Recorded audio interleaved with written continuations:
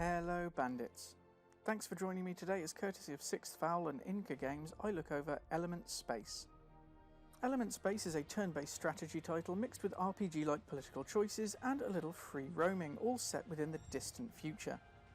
Similar to titles such as XCOM or Spaceland, Element Space also provides tactical gameplay, though it does come with a few major drawbacks which have frustrated me during my time with the title. Element Space is rated by PEGI at 12 and by the ESRB as T14, both due to violence and language within the title. As you can see here, the violence comes in the form of some rather bloodless battle, though it does include both ranged and close quarters combat. The language isn't completely rife within the title, but it is still one to watch out for. Overall, I would say it's not the worst I've seen, but I personally wouldn't let the micro bandits get their hands on it. But that's not too much of a shame, because with that stacked up, onto the rundown. Visuals, poor. In general gameplay, the visuals are certainly lacking, and this is especially prevalent during cutscenes. There are some basic visual glitches which really should have been corrected pre-release, and overall it's certainly not saved the title. Audio, lacking.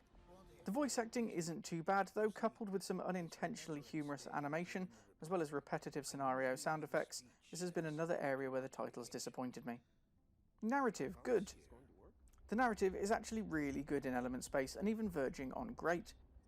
The political systems and choices in dialogue are brilliant, and the only shame is that you actually have to play the game in order to experience the story.